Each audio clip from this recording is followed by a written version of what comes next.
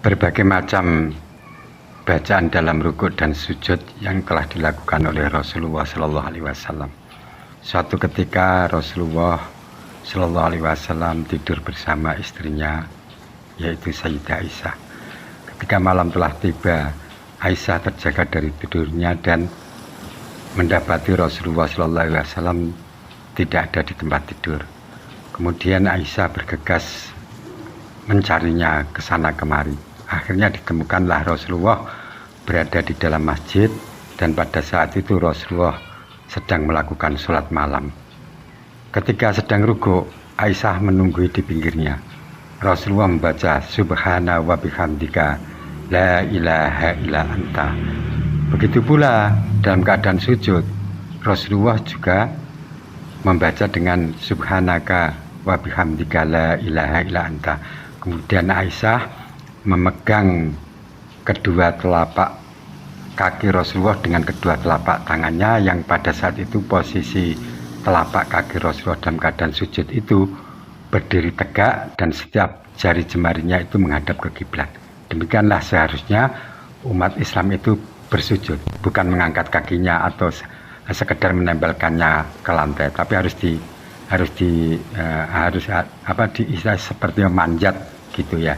Posisi jemari harus menghadap ke kiblat.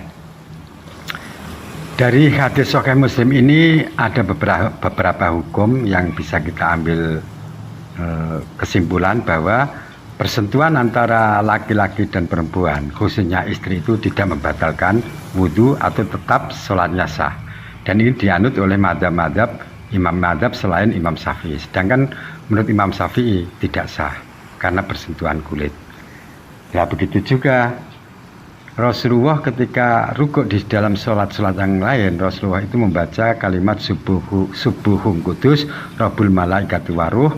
Dan di dalam sholat-sholat yang lain, Rasulullah juga membaca Subhanadzil jabarut wal malakut wal kibriyai wal adhamati. Begitu pula dalam keadaan sujud juga membaca demikian. Di dalam hadis lain, Rasulullah bersabda bahwa seorang yang sedang rukuk kemudian ia membaca Subhana Rabbiyal Azimi wa Rabbiyal Azim wa bihamdih 3 kali, maka itu sudah sangat sempurna. Begitu pula dalam keadaan sujud ketika ia membaca Subhana Rabbiyal A'la wa bihamdih 3 kali, itu juga bacaan yang sudah mencukupi dan sangat sempurna. Lalu bagaimana dengan begitu banyaknya hadis-hadis sahih yang menjelaskan tentang perbedaan bacaan rukuk dan sujud? Maka ulama madzhab mengambil satu kesimpulan bahwa jika seseorang sendirian, maka seharusnya semua bacaan itu dibaca semua. Jadi lama. Tapi kalau menjadi imam tidak boleh, harus memilih salah satu. Ketika ada ustadz atau kiai lain yang menjelaskan bahwa saya tidak mau menggunakan Subhana Rabbiyal Azim ketika rukuk dan tidak mau menggunakan Subhana Rabbiyal A'la ketika sujud, karena hadis saya menggunakan yang selain itu karena hadisnya lebih sahih, berarti ulama atau ustadz yang menjelaskan seperti itu, ustadznya tidak paham dengan ilmu hadis.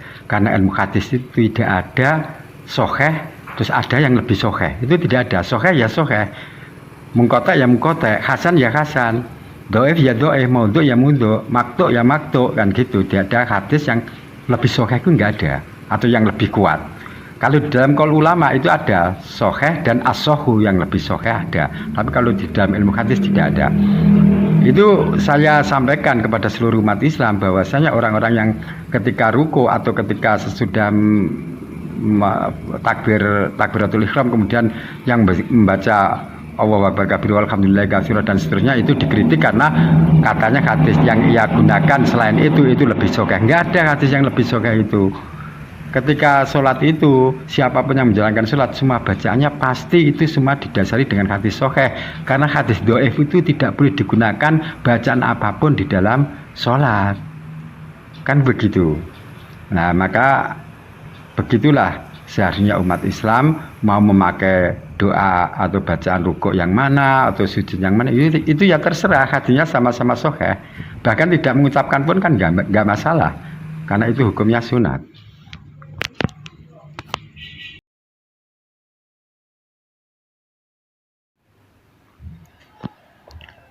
Doa khusus di dalam sujud.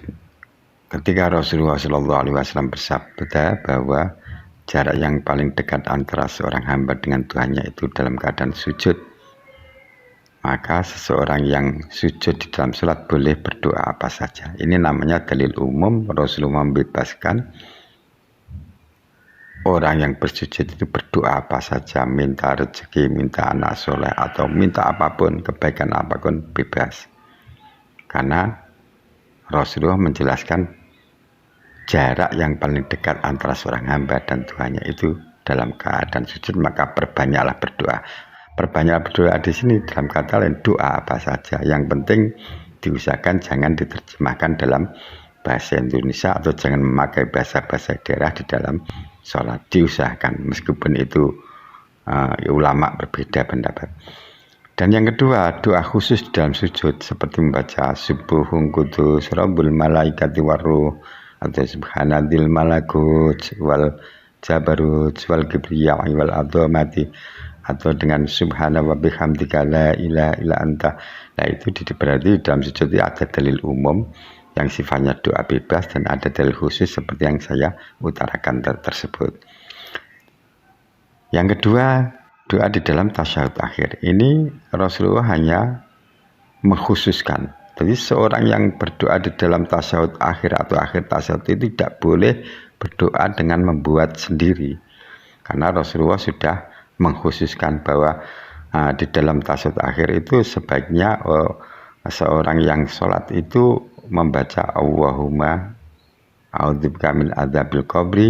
Ada 4 doa, yaitu pertama, ya Allah, saya berlindung padamu dari siksa kubur, wa a'udzubika min adzabil jahannam, dan saya berlindung kepadamu dari siksa api neraka jahanam, wa a'udzubika min syarri fitnatil masyikhid dajjal, dan aku berlindung padamu dari keburukan fitnah dajjal. Dan yang terakhir, wa a'udzubika min fitnatil mahya wal mamati, dan aku berlindung kepadamu ya wahai Tuhanku dari fitnah dunia dan akhirat. Di dalam riwayat lain, min fitnatil mahya wal mamati ini berada di urutan yang ketiga. Sebab itu di dalam tasyahud akhir seorang tidak boleh membuat atau menciptakan doa sendiri. Doa karena dalilnya itu adalah dalil khusus di dalam Sahih Bukhari Muslim.